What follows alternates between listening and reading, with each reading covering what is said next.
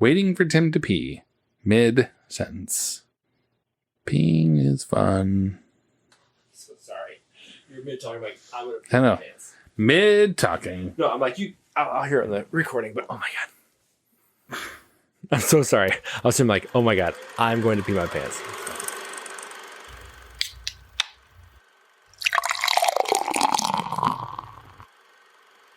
Stand by, going to air. Stand by, film. 5, Stand by music. 4, Stand by announce. 3, 2, 1. And fade out. Fish are friends, not food.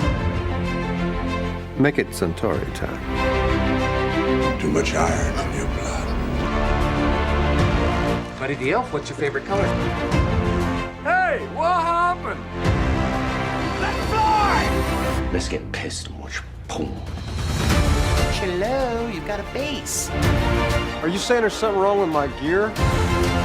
We're going streaking! He found me! He's doing his Superman thing. I still only counts as one! Why is the rum always cold?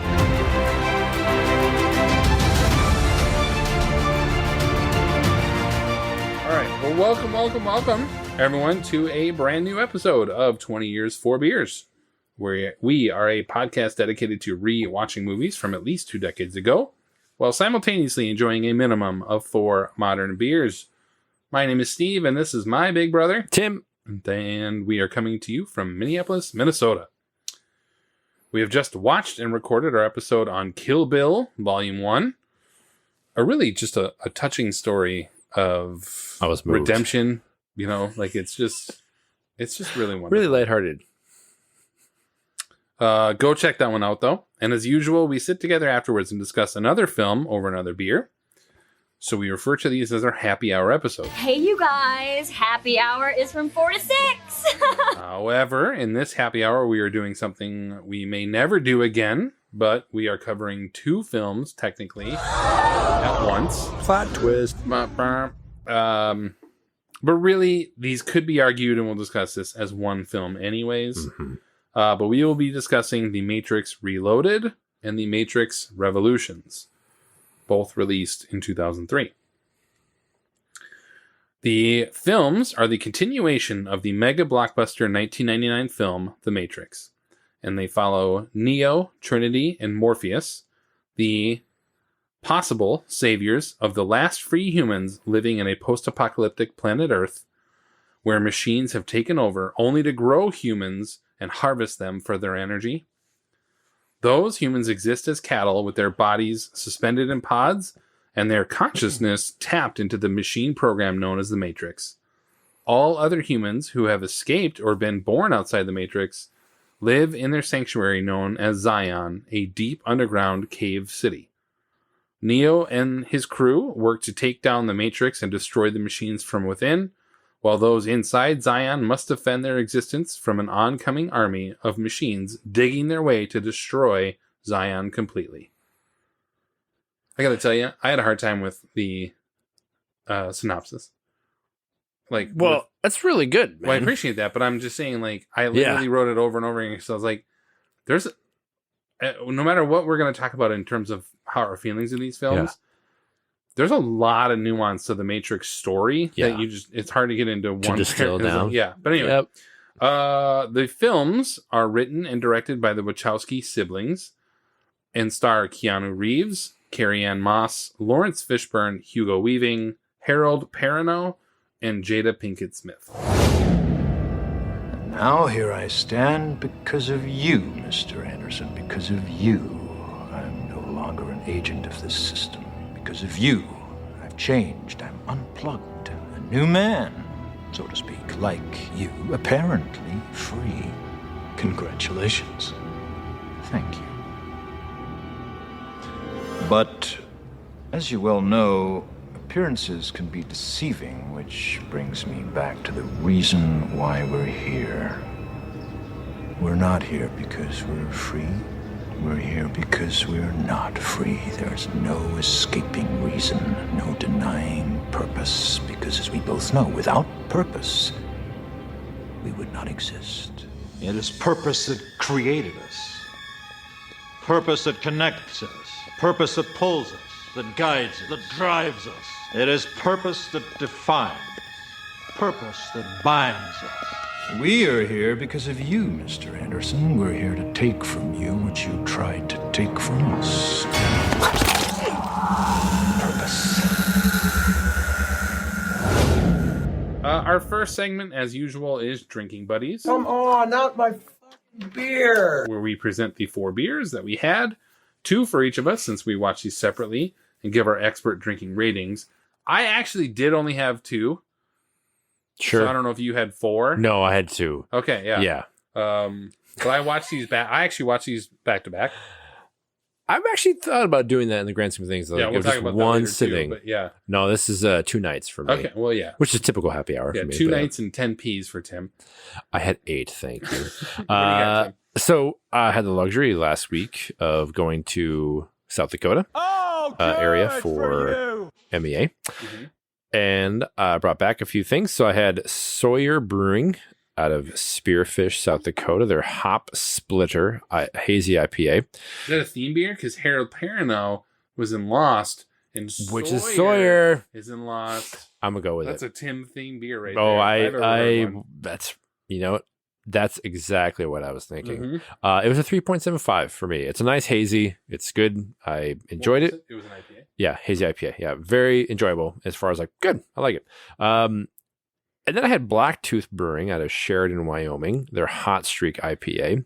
And if you're ever in the Wyoming area or that part of the country, you can pass on this beer. And Sheridan. Sheridan. The challenge is like, I don't know if it was like a canning thing or not. It was an okay IPA flavor. It was like standard. So it wasn't hazy or West Coast. It was just like a traditional IPA. But it had like a tinny type of flavor to it that man. like somehow seeped in. And I was like, ooh. And I had a 6-pack. So disappointing. So I brought it back, cracked one. I dumped it. I'm like, maybe it was a bad can. Open another. It's like a batch thing. Yeah. So It I'm will torn. happen, yeah. But like, it was fine if I can get past it. So 2.75, we're pretty generous because I think it was just a bad batch or something. Yeah. Like, fine. But the flavor overall was like, yeah, I got through the one I had. Yeah. But it was disappointing. Teaser. But yes, it was like hard to swallow. But anyway, I made it through. What'd you have? It had, like, I had that a couple of times, like, even with Fulton, where you just get something that, I don't know if Yeah, they don't wash what? the cans well Yeah. before, and you're like, this just has absorbed the can. Something's it's up. really disappointing. Yep. And that's what that was. After driving all the way back across the state, I was like, You know what it's like? It's like if you have a piece of fruit and you bite into it and you assume it's going to be like a great apple, but it's gone bad. You're like, Yeah. damn it, I know this is... This like, looks so it's- good. I know it looks good. It should be good. I know what a good apple tastes like. And you're just like, it's just past... Damn it. Not good. Yep. Or it's What'd you just have? past good. What'd you have? Okay, so... Again, I find myself... I think we had this with Truman Show. Like, I am surprised at the 2 beers I had that we had not had before. And the first was, like, it's kind of like, of all the beers we have, you know what I mean? I don't know. Really? But yeah, I had 2 IPAs. I had the Lagunitas IPA, Sure. which we had their Maximus for Gladiator. True. And I think that's the only Lagunitas we've even had Definitely. in Yep. 200 beers or whatever. Not to say like, oh my God, Lagunitas is such a great, but it's a good solid IPA for me. Like Yeah. it's a good option. I have a 4 out of 5 on it because it's always just like, it's a good IPA. Good staple. Another always solid choice. Again, Steel Toe Brewing out of St. Louis Park. Their size 7 IPA. Another kind of local standard. I mean, they have better beers. Their Sticker Fight is obviously a really good double. Yeah. Size 11 is an outstanding triple. Like, they have better beers out there. But if I can find a 6-pack for $10 like I did, I'm like, sold. For a flagship one like that? Yeah. It's So, solid. again, I was just like, all right. It's good. And then you were generous enough to let us have this tonight. I brought it back as well. And I was like, let's give it a shot. The option that we're having tonight is from Lost Cabin out of Rapid City, South Dakota. Not our first Lost Cabin beer. That's right. You did have, J- or JT JT had run. one. Yep. Yeah, it was like the Shout out to JT. Shut up. Yeah. Hope your run is going well, buddy. Do it. They're so dank. So kind of like so duh, like South Dakota. Sodak. Yeah. So dank. But yeah, Sodak. so dank IPA. They're West Coast style IPA. Dry hop with Halerto Blanc Sure. and Mosaic. Again, they're just make up words at this point. Fine. I think it's like a 3.75 for me. It's fine. Like it's good. West Coast. I like it. It's not, I didn't find one out there that I was like blown away by. Yeah. But this was like, best of the options I have. Yeah. Well, I mean, anyone who listened to Kill Bill before this knows that tonight has been a subpar beer night for us. For me, excuse me. For I you. won't speak Yes. for you. This is probably the best of all the beers I've had tonight, but it's still a 3.5 out of 5. I mean, I would call it a medium dank IPA, not a so dank. Sure. Like, this is not... Meh dank. Yeah, it's kind of like... Yeah, it's there, but, I mean, we're not talking, like, big doinks or... Oh, no. Like some of these others, you know... Yeah, I don't know. Again, it's 3.5. It's well made. It's well put together. Yeah. This is at least one that I was like... as I'm drinking it, if I were to find myself in Rapid City again, I think I'd rather find myself in hell. But like, if I were to find myself in Rapid City again, I'd be like, well, I mean, at least I know I can go get this beer there. Hopefully, I've got so it's that. 3.5 out of 5. Wish I could find myself anywhere. Okay. I know. I've been there. I live there. We're good. Yeah. All right. Our next segment is the social network, If you guys were the inventors of Facebook, you'd have invented Facebook. where we take a look back at the critical and fan reception from 20 years ago. As usual, Tim is nice enough to research these, so please take it away, good sir. So work with me here because I've got two Yeah, we have to two. cover. I was like, can you meld them together? Well, Is there, I'll all do right. high level here, All but right, here we go. Reloaded is 7.2 and Revolutions is 6.7 out of 10 on DB. IMDb rating. So the second is higher than the third, 7.2, 6.7. Colin Kennedy of Empire Magazine said Reloaded is an unqualified triumph for the many artisans who brought to life some of the most audacious and astonishing action sequences you're likely to see for some time. Ty Burr of the Boston Globe said the thrill isn't necessarily gone from the sequel, but the surprise is, and that hurts the film more than one would think. Ebert gave it 3.5 out of 4, said Reloaded is an immensely skillful sci-fi adventure combining the usual elements, heroes and villains, special effects and students. I don't know why I said students. It must be something else. Chases and explosions, romance and oratory. Like any good sequel, it develops its world with more detail than the first was able to afford and introduces characters and scenes which seem pregnant with possibilities for part 3. Revolutions was a few details here with Peter Bradshaw, The Guardian, said Revolutions is where I sadly fell out of love with the whole exotic franchise. Paul Clinton of CNN said the special effects are spectacular, and the final attacks on Zion, while too long, are still amazing. Unfortunately, the emotional impact of this movie is completely lacking in every aspect. And then Ebert gave it 3 out of 4, said it in a basic and undeniable sense, Revolutions is a good movie, and fans who have enjoyed the first two will want to see this one. To the degree I was able to put aside my questions, forget logic, disregard continuity problems, and immerse myself in the moment, the film is a terrific action achievement, and the director Wachowski's siblings have concluded their trilogy with all barrels blazing. In Academy Awards, no nominations for either film. You know, and I will say, we'll get into this a little bit. I'm a little surprised there were no nominations.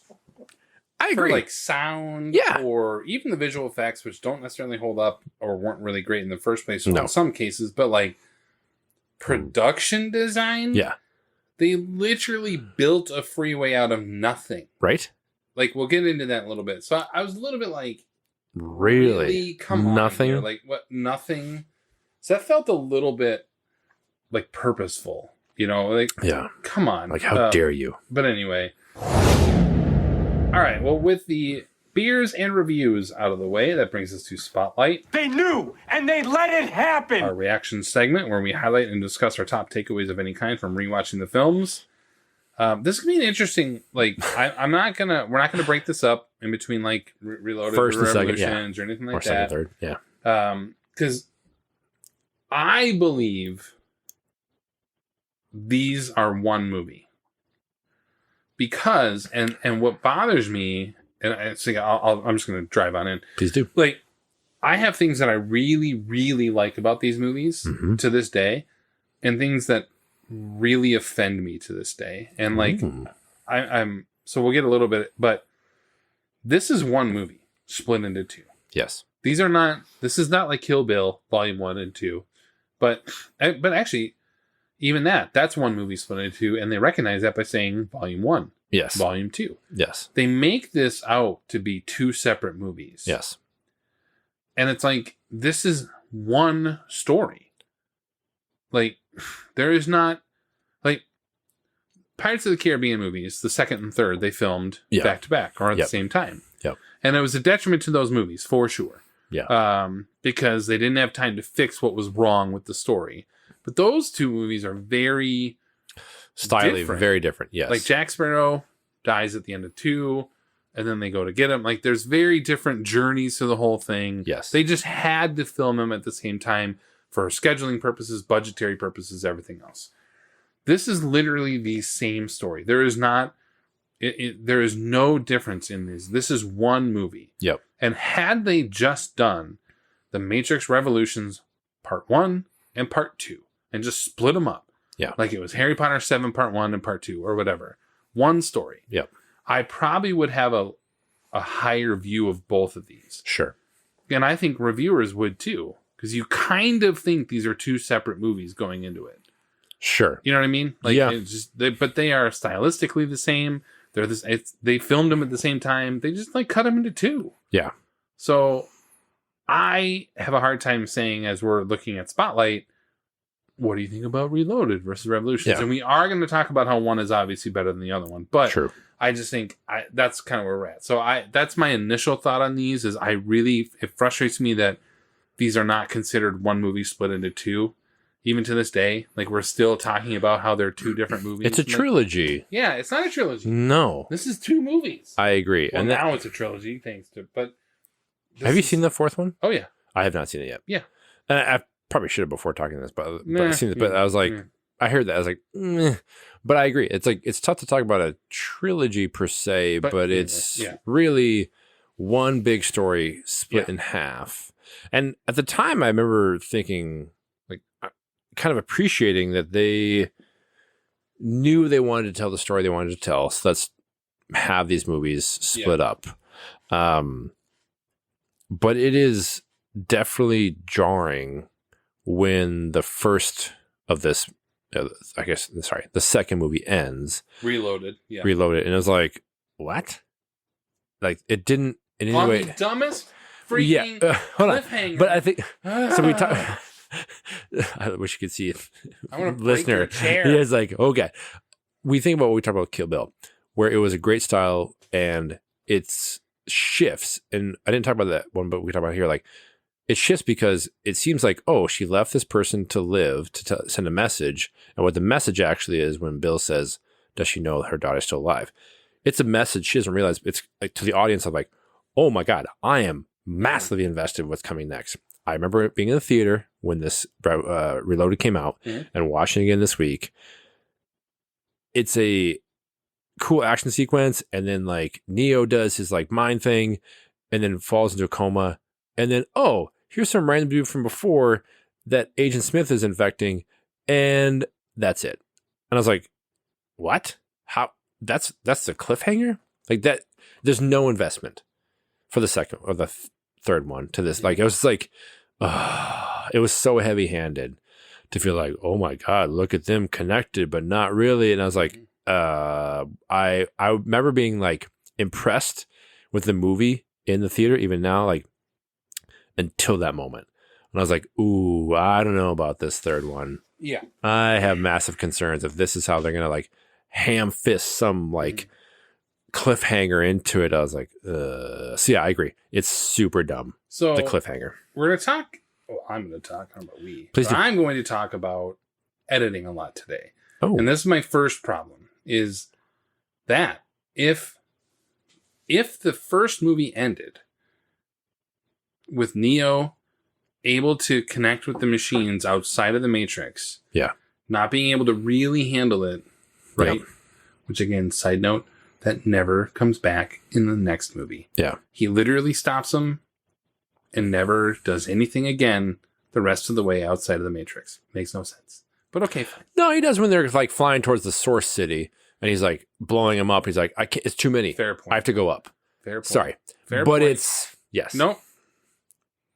I was wrong. Yep. But point is, if that's the end of the Yes. first movie where he knocks He him down, and collapses. you're like, oh my God. And he collapses and people like, and Trinity comes in on him and he's not waking up.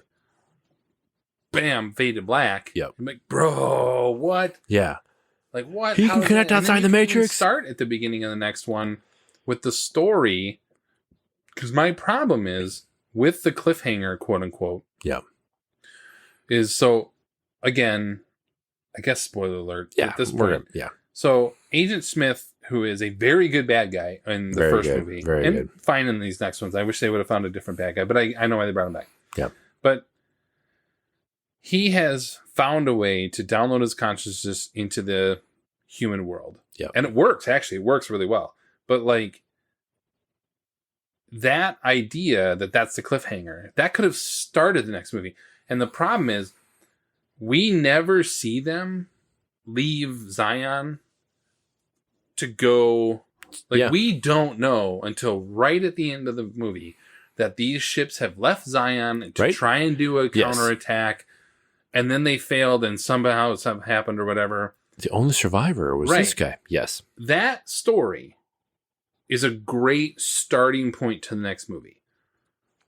I agree. Because then it's like, oh, we missed something in between Neo going down or whatever. It was around the same time, but like it felt so forced to get to this just stupid ass cliffhanger that you're Yeah. like, I don't care that he's passed out on a table right now. I Yep. care about what's going on with my main freaking character Yes. that you have now. Like, the editing choices are so stupid to me. Yes. And that's number one on my list. We're going to get to more later. I do, by the way, just so we're getting to it, I Yeah. really actually do enjoy watching these movies. Again, I don't think they're bad films by any means. So No. a lot of my complaints are going to make it seem like I think these are bad. But there's just, I think that's what makes me mad, is that first one is so freaking good. 1999 Matrix Oh God. is unlike anything. It was game changer. Yes. It was- And then to come out 4 years later to have these just disappointing Yes. in the grand scheme of things. And the expectations were far too high. Yeah, I agree. And that's why at the time I think it was poorly It's like, really? thought of by like us. I really appreciated that reviewer you found that was like the surprise is gone. Like the novelty is Yes. worn off. So you don't have the benefit of being like in awe of this world that you created. Yes. Now you have to tell a better story. Yes. So And I struggle so much with when it came out, feeling like the high expectations, but then I didn't like either one, I would say, when I first saw it in the theater. But then Yeah. when I watched it later in one sitting, it was like, oh, okay, I can appreciate better the totality of what they were trying to tell. Yep. It just was so heavy-handed with the split that they had to do. Yeah.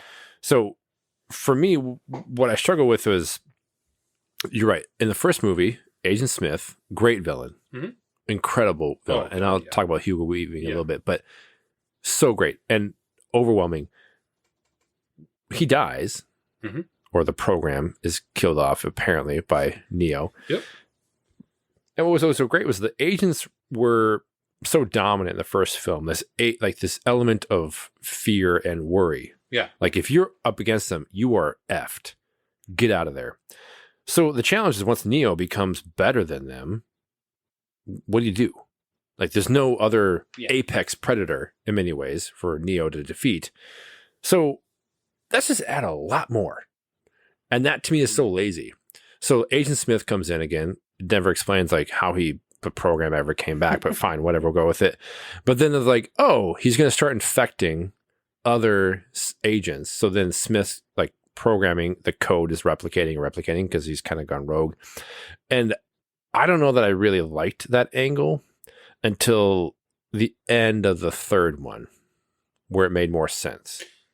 I agree. And the second one, I was like, this is so stupid. Like, he's just doing these things to arbitrarily, like, try and defeat Neo. Yeah. And again, you have Neo versus 100 agents, and oh my God, how's he going to do it? And that scene on paper sounds really cool. The first half of that scene is outstanding. Yes. Where it's probably him so against well edited 10 or 20. Right. That 10 to 20 Yes. is great. And then it just goes off the flipping rails, man. And it becomes this like video game cut sequence. Yeah, and video games at the time had better graphics. And it was like, there's no sense of weight to this. We just talked about Kill Bill, where the crazy 88s, it's clearly shot in camera with these characters. Like, it's visceral. It's like you can, tactile, you can feel it. This, I remember being in the theater, like, this is a cut sequence. It made me mad. Yes. You're like, the first one went out of their way to make things look realistic. Yeah, the bullet time, right, incredible. And this is like, it's put in a computer. Yeah, it was CGI the back half of this. Yes. And they're all bending in weird ways, like they're Gumby. It's just so weird. It was so like, okay, I'm out of this. And that was the challenge I found. Eventually, I think it does somewhat pay off as far as like, oh, well, now they have to fight again. But I remember at the time being yeah, Smith, I think Smith is a good villain. Yes. And I like it in that the fact that Smith exists is the only reason that the Matrix is willing to allow humanity to survive, because Neo needs to. The program knows I need Neo to defeat. Smith becomes too powerful, right? Yes. So it works. The way they do it works. What bothers me about Smith more than anything is that you have a literal character in this called the Merovingian that is, and the Train Man in the second one. They literally like ferry programs back and forth from different places.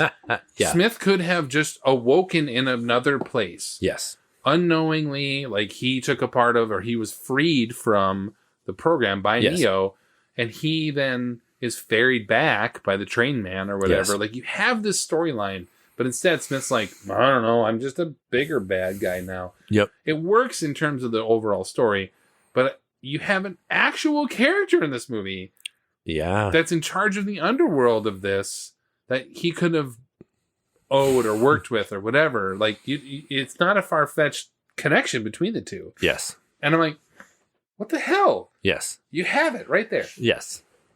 And that, give me that storyline instead of that mousy little fuck. And it's like, yeah. And that's, I think, the challenge of, so the second movie, sorry, I should say, like, the second that we watched. So Reloaded ends on a stupid cliffhanger, and Revolutions begin, and it's like 30 minutes of setup of this train sequence. Yep. And there's this. And I remember in the theater, but also watching again, like, this is how you're going to start the final movie of the sequence? Right. Move it along. Like, you are adding way too much. Yeah. And the complexity, and like, this program has a daughter, and the daughter wants to leave, and then they have to meet with the Oracle again, and Neo's stuck in the train sequence. I was like, yikes, what are you thinking this is going to engage the audience? There's no like catch you right, like, wow, I'm really engaged, like, back at it. It's just like a quick moment of some kind of quick action, and then it goes away. It's like, oh, that's it? And we wait 30 minutes for something. I don't know what they were thinking from a pacing standpoint. It was terrible. Yeah, and they easily could have, going back to what we talked about, is like they easily could have started that with whatever battle that Smith's human character. Yes. Like, they could have started it with an action sequence. Right. And then Smith's character, and then it like, and then it like voiceover comes in, and that's him then telling, or like hours before this. But even then, it could just be like, you have that, and then that captain's voice starts coming in and finishes telling the story. Yes. And then that's that scene of them on the ship, of, and we kind of see that. Yes. There could have been a really good action sequence, and then you move over to, what happened to Neo after this and where he's at. And you have this like 10-minute sequence, and then you're in the train station. I don't mind the train station. The daughter makes no sense to me. There was no add to it. No, it's just even at the end, like if this was somehow the next Oracle, like if she was the next Oracle, Yes. it'd be like, oh, okay, and then Yep. she was birthed by a program, and now she's been handed off. But even that wasn't it. Nope. Like There was no add to this. that to me again was like she could have been the next Oracle. That woman died in between filming or while filming these. Yes. So the original Oracle's in the Reloaded. Yes. It could have literally been the rebirth of the Oracle of this girl, and she could have been like, when let's say they get back or whatever, and Neo goes Her next to shell. visit the Oracle, and it's the girl sitting there or whatever. Yes. So I don't know. There's just all kinds of things. I feel like I've crapped on this movie for 20 minutes now, and I'm like, I don't. Well, I think it's justified in many ways of the expectation from the first movie Mhm. was it was a game-changing movie. I had never seen something like that before. And so coming into this second and third one, I was like, all right, let's see how it goes. And it was diminishing returns. Yeah. It's like, oh. Yeah, they progress. All three films progressively get worse. Yes. And the second one starts pretty good. And so maybe we can talk about We're gonna move to Go ahead. talk about I think one of the all-time great sequences in any action film Film history. is the chase sequence. Yes. Like when they leave the parking garage and 15 minutes Yeah. of intense and incredible action and the fight sequence Yeah. and the two kind of twin programs Dude, that can those like twins still stand Yes. up, man. They still stand up, and they were gone yes, you kill them off. after this.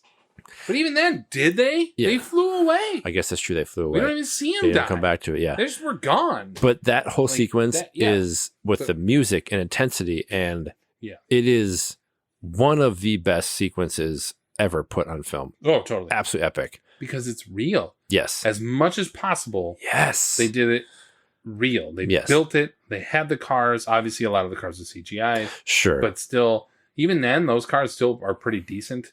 Yep. The fakest part of the entire sequence is Neo flying in. Yes. Oh, absolutely. He looks just fake, Yes. the whole thing. But the weight of it is what's great is once like they think they're kind of out of it, and an agent comes on the truck and Morpheus has to fight the agent. Yeah. That's think where he you could feel die. like, oh shit. Yeah. Like he hasn't had to fight an agent before like this. Or he actually did in the first one, but he got his Even ass then, kicked to him. Yeah. So like that's what I think is great. Is like you have this connection with characters, and again, these rules apply. When Neo's involved, like who cares? He's going to come in and save him. Like Yeah. he can defeat them, but Yeah, but he could that's easily die. tension, and that's what's great about this when they're fighting it, and it does feel like there's a weight to it. And that sequence, I think, edge of your seat. It can't be So overstated. good. Yeah, it really can't be overstated how good the staging of it, the build of Yes. it, all of it, like everything about it is like no notes. Yeah. Complete. It's what happens after. Again, those Yes. ghost guys are really badass. Yes. Bad guys that can go anywhere, anytime. Yes. You cannot kill them except apparently by a fireball. You blow up a gas tank. Yep. Like, which again, that's badass when he just like Stands in slow-mo front. turns and just like bam, bam, bam. Like, yeah, it's just like those are so cool. And Morpheus is such a badass character, and I think that one of the other things that bothered me was there's not a lot of payoff in any of the characters in this. Nope. Like emotional payoff. Nope. I think a really good scene, if you take away where it is in the story, for lack of a better term, the cave orgy is like it's in the first like half hour of Yep. Reloaded. Yep. And you have this like mega speech from Morpheus, which is a great like rah speech. Yep. At the beginning Yes. of a 2-part movie. Yeah. Not as a rallying cry or anything like that. You're like, I don't care about these people. No. The Zion storyline, they could have destroyed Zion, and I'm like, no, whatever, I don't care. Yeah. Like, it is so. The only thing I could think of for me as I was watching it was the entire Zion storyline was as if James Cameron wrote it. Yes. It's lifeless. Yes. The idea of it is there. The core of it is there. Yep. But there is no heart whatsoever. They try. Yep. They try with Tank's brother, Harold Perrineau. I can't remember his name in the movie. And his wife. And she's like this, like apparent badass volunteer who decides to do things and then just, I guess, is there. But like you just don't care about her. The mousy looking kid who Neo apparently saved that you just don't care about. No. The general, you just don't care. You don't care about anybody there. And had they invested, if you're going to invest slow time at the beginning of the third movie, why aren't you investing slow time at the beginning of the, people are ready for more story. They could have easily invested more slow time at the beginning of Reloaded to give me more of a base. Yes. Push that scene, the cave orgy scene, towards the end of that movie to kind of have that. It's just, again, I go back to the editing here. It's just, the story is there. It's just how it's put together that I don't care about any of these characters. Yeah, the placement's really off-putting. To the point where they kill Trinity. Yeah. And I don't care. No. By the time they get to that point, Yep. I'm like, okay, fine. Yep. I'm not like bored or mad, but I was like, move to the next thing. And that is another thing that just pissed me off. Well, think about the first movie when she's talking to Neo at the end as they're like basically waiting for the EMPs to go off because they're like, and she's like, the Oracle said I would meet someone and that would be the one. And I love him. Like, there's such a great connection and like, don't die on me here. Yeah. Like, you can do this and I love you and everything. It is emotionally like you're so invested in this. And I agree. Once Reloaded starts, and it's a kind of a cool action sequence, but then you see, oh, well, he's kind of dreaming of Trinity dying, and he saves her. Yeah. And then she comes back. But then, yes, when she truly does at the end, and she's dying and talking to him, at that point, I'm like, I don't care. I don't care about these characters. No. Yeah. And Neo's eyes have been burned out, and he can't see. It's just like the trauma was like, okay, just whatever. Move on. Just get to the end. I was really, I again, it's every moment's like a diminishing of returns on what was really cool. Because the challenge, like what the Matrix was game changing and interesting and compelling, the more you introduce the real world and how devastated it is, I don't care. Like that's not what I signed up for in the first one. Yeah. I want the cool ideas. And there's ideas about like Messiah complex and all these things. Like, okay, fine, the one. But the more you learn about like the machinations of how they built the society and everything, I'm just like, yeah, I don't care. Get back in the Matrix. That's where that's what's cool. Yeah, but or give me better characters in the real world. Yeah, it really. I don't mind the storyline. In fact, I think that storyline is really good. Unfortunately, and again, I go back to the editing. The way they chose to edit the films really bothered me because really good films have multiple storylines going on at the same time, and you edit them in such a way, like we're going to talk about this Return of the King at the end of the year, where you have 4 different storylines going on at the same time, and you spend 5 minutes here or whatever on one, or 10 minutes or whatever, but they're all, even if they take place at different times, they overlap, so where you can appreciate them. You can appreciate them, and the significance of what's happening on this storyline that may have been earlier or whatever is now relating to the one that's going on, and they overlap that way. And that's what is missing here is you have a really great and albeit too long sequence of defending Zion. It is too long because it's all one. Yes. You don't go back and forth between Neo and Trinity traveling to the Machine City. You don't, like, you could have had that, and then Morpheus and them going through the tunnel to kind of get back. Right. At the same time, you had those 3 overlapping stories that could be going back and forth, and that so then you sit there long enough and be like, wait, what's happening with this other story? And that happens with Zion. You're watching this whole thing, and you're like, wait, what's happening with my main freaking characters? Yeah. My main characters that I have invested this entire time with are off to Machine City or traveling down a tunnel, and you're giving me 30 freaking minutes in Zion of characters I don't care about. I can't name. Right. Yes. But if the other ones are overlapping along the way, you start to at least, get the significance of it. Yes. And then when Trinity dies, same thing. I was like, she didn't have to die there. No. You have completely bastardized a badass character. Yes. She dies in a crash. Yep. Not sacrificing herself. No. Like, if she had just come along, maybe she was like devastatingly hurt, but could still move. Yep. And she comes along with Neo to this central main character, whatever, mainframe, which is still cool looking. Yeah. And she has to somehow defend him while he's in the Matrix. And then she dies. Yeah. Ooh, that'd be Like cool. protecting him to finish it off.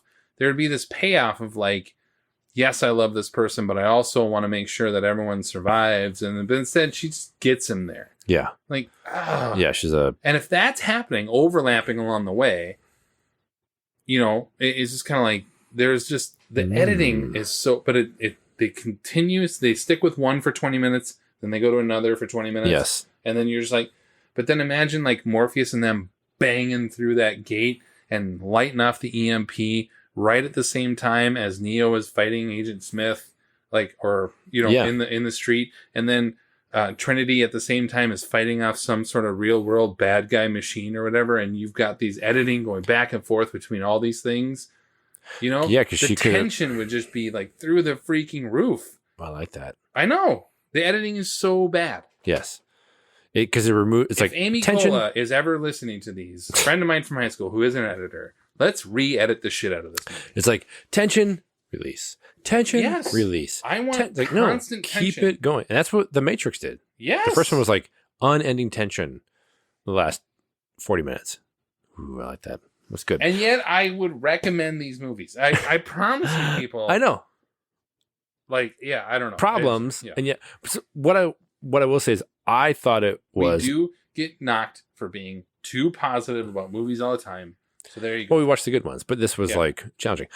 I love and still do the twist in some ways at the end of Revolutions when I don't know that I like how it gets like the keymaker and these buildings and like the setup are like fine, whatever. But the time he meets the architect, who's the designer of all this At thing. the end of Reloaded. Sorry, Reloaded. Yeah. Thank Yep. you. Where it's, Christopher Guest looking mother effer. exactly, yeah. Like a Will Ferrell, Christopher Guest coming in of like explaining, you're the sixth version of this. Yes. We've done this before, and here's the problems we've had in the first iteration, but we've had to allow 1% that don't accept the perfection we provide to build this kind of resistance, and we've had to burn it to the ground over and over to keep this going because we knew we had to allow for some imperfection to allow. I always love that. I love the keymaker scene. Love It's it. so great. It's well written. It asks you to be smart. Yes. It asks you to follow along. You're like, wait, so this... How often do you hear vis-a-vis in any sentence at all? Yeah. But the concept of we've done this before and you too shall pass. Yeah. Whereas the first one's like, you are the one. And oh my God, like this is an origin thing of like, you have no idea. It's like, no, truly, he's just a means to an end. Yeah. Of the algorithm saying, we need you to exist. And your choice is you will go through this door and you will choose 16 females and 7 men or whatever it is to then repopulate. But all the people you've come to love will die because this has to happen. Otherwise, if you don't choose this, everyone will die. Yeah. And I love that concept. Yeah. And I think that's what elevates in this. The payoff doesn't work out, but it is a game changer in some ways of like, holy shit, like the Oracle, the Architect, these opposing forces, and then Neo's got to choose, what am I going to do? And I always like Neo, like, all right, I'm out. He goes right to the door. There's no like hemming and hawing of this. Just like, yeah, I'm out. Like, I'm going to take the choice of choosing to protect the ones I love. Consequences be damned. And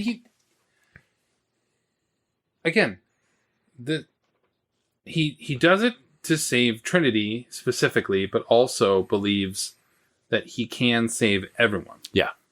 I'm not going to choose to kill everyone and then save 23 people. Yeah.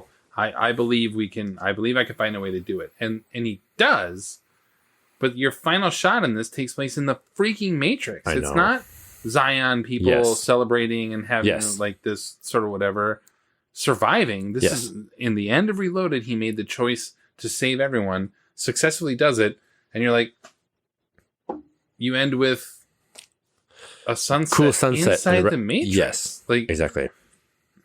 again, it's one of those where you go, the idea, the core idea there, like you talk about the architect scene, and there's so much meat on the bone in these movies. Yeah.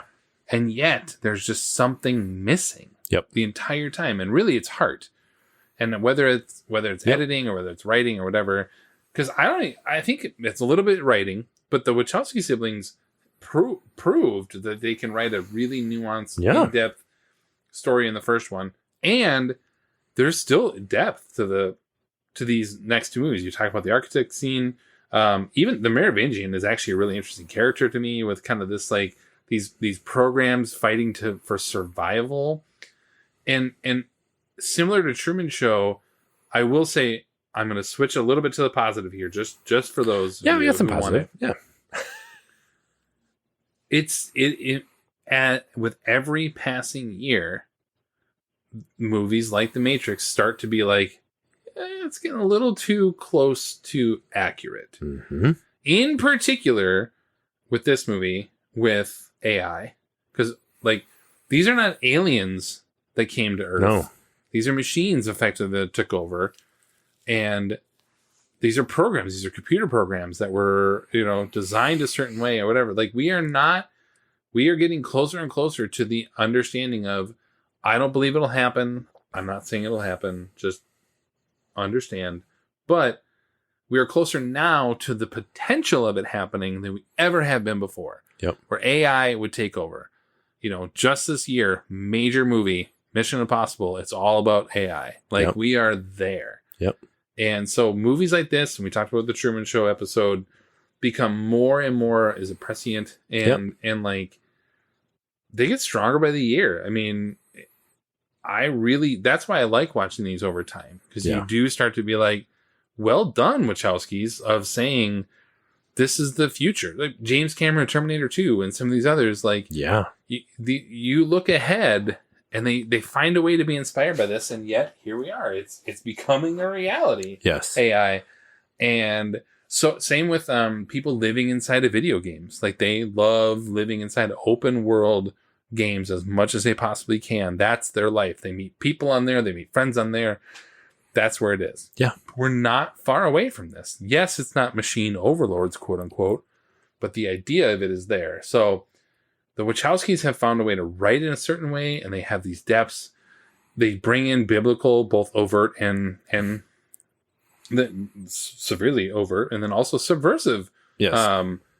When the Nebuchadnezzar gets blown up, Morpheus quotes the Bible. Mm-hmm. That's from Daniel 2. Like it's just you go, but that's not an overt biblical reference. No. But it is. You're kind of like, so they do a really good job of having that there. So I think that's probably why I'm mad about these, or like get frustrated, is like the potential is there, the meat is on the bone, and yet, damn it doesn't deliver in the end to me. No, because I think of a sequence like the attack on Zion. Yeah. In the real world, and you've got 250,000 squids, they call it, attacking. It is a jaw-dropping sequence. Yeah. Once the drill breaks through, and a little bit comes through and they shoot, and then all of a sudden, boom. Yeah, that rush of them. Yep. It is like, you are completely effed. Like, you are screwed. And I like the fact of, once we know that this has happened before, it's like, oh yeah, you're designed to be screwed because you're going to be overwhelmed and killed.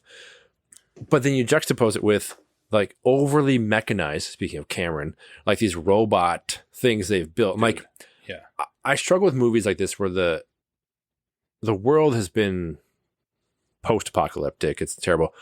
Like, how did this infrastructure get built? The caves, the chambers, the silos, all these things. I guess I would assume the machines built it for them. Sure. I guess like we're going to have you build it up because we're eventually going to kill you off. It just is so like, I quibbles where I'm like, really? Okay, like how Yeah. could this be designed? All of your EMPs are on the ships. Yes. You don't have a single EMP. yes, in there? the core of your society. One EMP, not one. Yeah, At Stop least it. they could have Stop. had one there that got destroyed by a falling drill or something. Yes. You'd be like, oh, now we're screwed. Like, oh, at least you planned ahead. You had 100 years Yes. to figure this out. I agree. Anyway. So annoying. But I think that feeling of like, oh man, this is overwhelming. It's great. So I don't know. Well, a couple things I'll say. One I have more. one more last thought, but yeah, I have go two. ahead. Yep. I think a shout out to Hugo Weaving is Totally. important. All 3 movies. Yep. Like the dude understood the assignment. Mm-hmm. And I think in the first one, we can acknowledge an incredible villain. Like Oh, his robotic Mr. Anderson. Like he's Yes. so good. But he's so amped up in this as Agent Smith becomes more godlike, mm-hmm. where he's a program that's gone rogue and overtaking things. Yeah. Kind of his like evil yang to Neo's savior yin. But like he's so good. Yeah. I have no problems with him because he's swinging for the fences. Like There's not a bad performance in this movie. Like, yeah, I mean, no, I agree. Like the performance, yeah, but Hugo Weaving is outstanding. he stands out. Like he's so good. So I don't know that I could like say this. It should be a different ending because the premise is like the rogue agent program it's unable to be defeated by the architect and the Oracle. So, hey, Neo, we'll allow you to survive if you defeat the program, and we'll allow the humans to survive because our initial choice, our Faustian bargain, didn't work. So now, can you help us out? So secures your humanity safety, but it's such an underwhelming end. Like the final fight sequence between Neo and Smith in the range-rent city is just so like, can this just be done? Like they're fighting and fighting and fighting, and it's just like over the top, and like you're just like, I don't care, just be done. I don't care because Neo's kind of resigned to like, sure, if I die, but I can beat you, but he dies, but he doesn't really. Trinity's also dead by now. Yes. Again, if Trinity were alive defending him, you would think that he had to get back, and there'd be some sort of whatever. But he's like, he's like, if I die, I die, whatever. Yeah, I agree. Like that, it's such a terrible way to end this. Where I was like, really? Well, I didn't mind the fight within, but here we are, editing wise. There's no wait. But so now imagine beginning of the third movie, they have this background, this action sequence to start, right? Like we talk about with Smith's human, whatever. And then it cuts to another dream, just like Neo had at the beginning of the first movie, right? Sure. And that dream is the fight between him and Smith. Sure. Because Smith and then Neo gets like knocked down, and then he wakes up, and we assume he dies or whatever, right? Yep. But then in that fight sequence later on, Smith is like, this is not right. Like he literally is like, this is not right. Yes. This is not what. And we're the same way. This is suddenly different. What's different between here? He's learned along the way or whatever. It could have been the exact same thing. A dream to sort of start at the beginning, and then at the end, there's this different. And there's like missed opportunity of actually giving a shit about what happens here. Because there might have been this epic battle sequence, but we would know in that moment of the rain and that kind of stuff, this is what happened at the beginning of the movie, and now we maybe care more about what's going on. Yes. But now you're like, I don't really care. Yeah, I'm done. Yeah. I'm done. Yeah, by the end, you're just like, Oracle. Okay, the girl is back. Yay. The girl's back. No, that's all I had. My last thing is just, if you are going to do it, the one thing I do appreciate with this is that there are 2 movies into one, and they're not each like 2.5 hours long. No. This isn't 5 hours. It is 4 hours of a movie, so it is a longer movie. Yeah. But Killers of the Flower Moon is 3 hours and 30 minutes. I mean, they didn't split that up, and so you go like, all right, if you can watch these back to back. I did enjoy them much more than breaking them up, and like just to be able to start the next movie, and it felt much more continuous and less forced with that stupid ass cliffhanger and like to wait months for. Can do it right. Yep. All right. We're way over time on this one, but we are covering 2 movies, so right. Yeah. So with our reactions out of the way, that leads us to our next segment that we call The Verdict. I'm going up there. I'm going to try it. I'm going to let the jury That's decide. exactly how it sounds. Each of us takes a minute to put a cap on our reviews, give a rating, and whether or not the film holds up, or films hold up to decades later. I went first last time. Go ahead, Tom. A two-part film designed to expand upon the creativity and game-changing original Matrix film, Reloaded and Revolution succeeds in some aspects and falls flat in others. Combining too much of the Messiah themes introduced in the first film with a real world, which is not very compelling, is a main downfall of these movies. Yet there are action sequences which are some of the best versions ever put on a film. The overall experience is worth a watch if you enjoyed the original, but be prepared for diminishing returns. Reloaded was 3.75 out of 5. Revolution's 3.25 out of 5 for me. What would you give it if you rated them together? Ooh. It was one movie.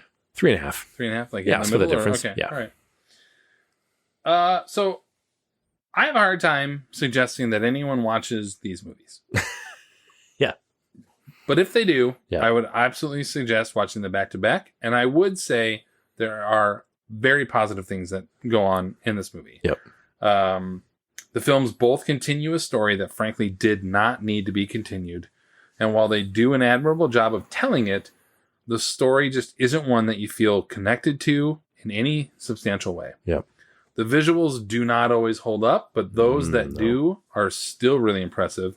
Set pieces like our car crash or the car race scene, that scene, that is absolutely one that you have to watch. But that as a whole are not exactly one that we need to recommend. Separately, I give Reloaded 3.5 out of 5 and Revolutions 3 out of 5. But together, I actually think that they'd be closer to a 4. Ooh. Like it's more impressive as one versus Sure. Well, look at that. You're very kind. 4 out of 5. together. Yeah, Sure. That's what I watched them together, so I kind of have to Yeah. We come now to our final segment, which is Quiz Show, The exciting quiz program, 21. where we search for trivia surrounding our subject film and try to stump the other. I do have a couple in this one, unlike with Kill Bill, where I just sort of like did it. I have 3. I have 2.5-ish. All right, I'll go first. You went first last time. Okay. When Neo goes to see the Oracle in Reloaded, above the doorway is the phrase Temet Nosce, Nosce. So similar to Truman Show. I got a little, shut that Latin for about. ya. There's a phrase Temet Nosce, or Nosca, which is Latin for what? No spoon. That'd be That'd be great. right? Damn it. Know thyself. Ah. A phrase made famous by the philosopher Socrates, who would also be a character in another Keanu Reeves movie. You brought the Bill and Ted. There you go. Nice. Really, it was know thyself was the question, Oh my because God. R.I.P. Socrates, Ted Lasso R.I.P. style. But yeah, I was Oh my like full God. circle. That's really good. Nice. I like that a lot. That's really good. Speaking of that, so Keanu Reeves is obviously a huge movie star. Yeah. Bigger than life. Rose to fame in his breakout role in Bill and Ted's Excellent Adventure. But he actually had his big screen debut in what 1986 sports drama co-starring Rob Lowe and Patrick Swayze. I don't know if I know this movie, even like Rob Lowe and Patrick Swayze. Never heard of it until the research. Yep. Yeah, I don't know. Youngbloods. Sorry, Youngblood. Excuse me. Youngblood, Just yeah. particular. Yeah. I was like, I had know no the idea. movie, but I've obviously never seen it. I was like, Yeah. what? Usually I can come up with it if I've seen it. But Yeah. no. Huh.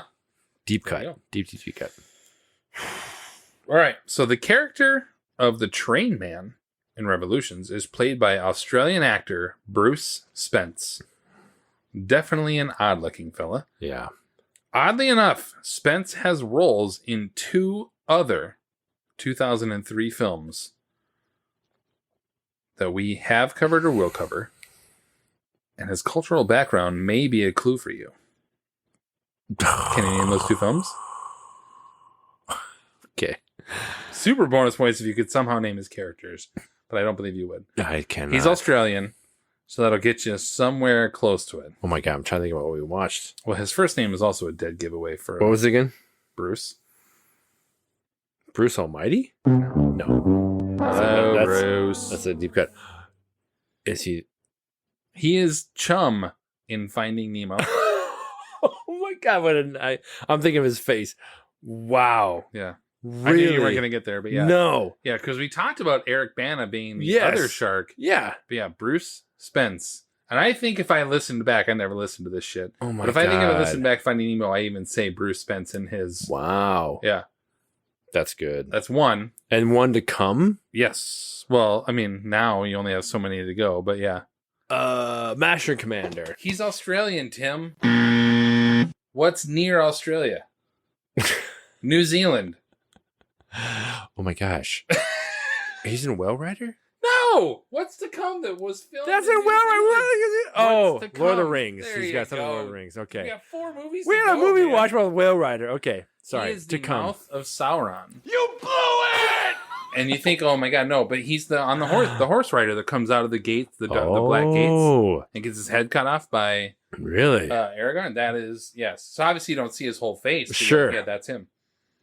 That's good, man. Mm-hmm. I would have Just wait for the next one about never Bruce placed it. Spence. Oh God. I went deep. You're good. You're Yeah. good. Lawrence Fishburne is a recognized and celebrated actor playing Morpheus. So much so that I completely forgot to even talk about him in Mystic River because he was Or this, just we've barely there. talked about him, yeah. Yet he's only received 1 Oscar nomination for his work. For what 1993 film did he receive What's a love nomination got to do with it? for Best Actor? There you go. I'm just gonna interrupt your ass. Yep. I What's don't know how love? long that was gonna go. That was If it. you're gonna give me a Yeah. hint. I was gonna walk No. out and pee and come back. No. Yeah.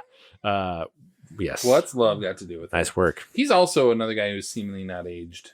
No. Like, I mean, short of Apocalypse Now, he's in that and he looks really young, but otherwise he looks the same But, like, age. Early 90s, he aged Yeah. to what he looks like. He's got a little bit older, Now but it's like different. Yeah. 20 years, he was like Plus the he's same got that age. beard. Like now he's got that white beard. That's true. All right. Good. Is that your last one? I got one more, but it's more of an oddity. So speaking of Bruce Spence, as we were, he somehow has had roles in 9 franchise films. I was shocked by his filmography when I went there. I was like, you got to be kidding me. So aside from Nemo and this, The Matrix, all of them, aside from Finding Nemo, all of them are sequels, oddly enough. I'm not going to have you name them, obviously.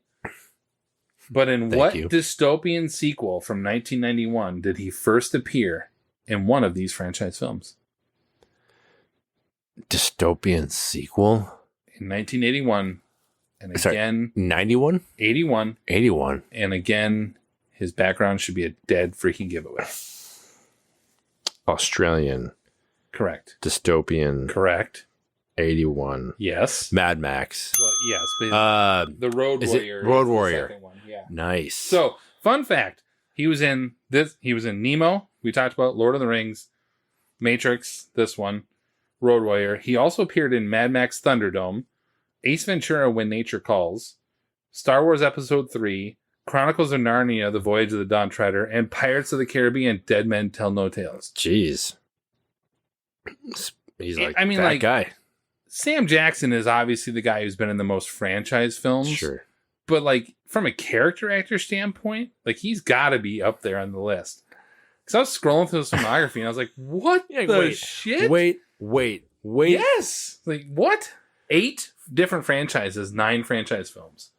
Jeez. I know. That's good. So it's not so much a question, but oddity. It's kind of weird that Carrie-Anne Moss rose to fame in 99, the original Matrix. Yeah.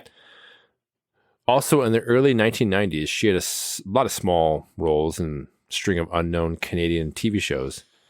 But care to guess what the name of the first TV show where she had top billing was named? Memento?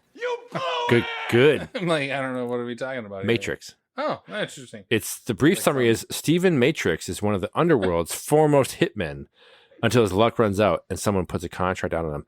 I think it's super weird. That is crazy. Like your first breakout TV role, Probably could have guessed it. But Matrix, and then film role, The Matrix.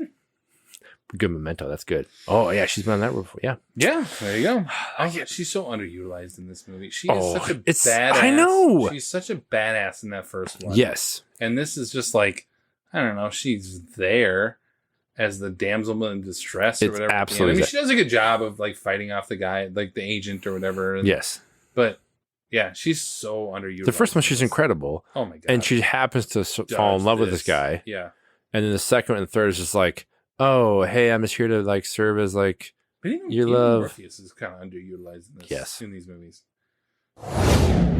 Well, that brings us to the end of our happy hour episode on The Matrix Reloaded and The Matrix Revolutions. Stay tuned for upcoming episodes on Master and Commander, The Far Side of the World, and In America.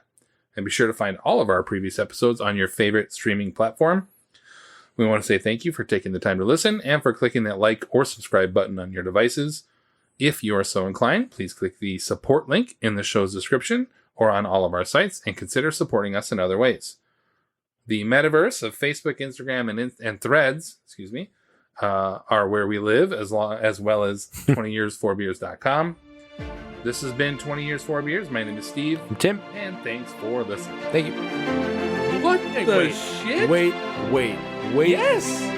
100 years! Yes. It's like tension, release. Tension, Yes. release.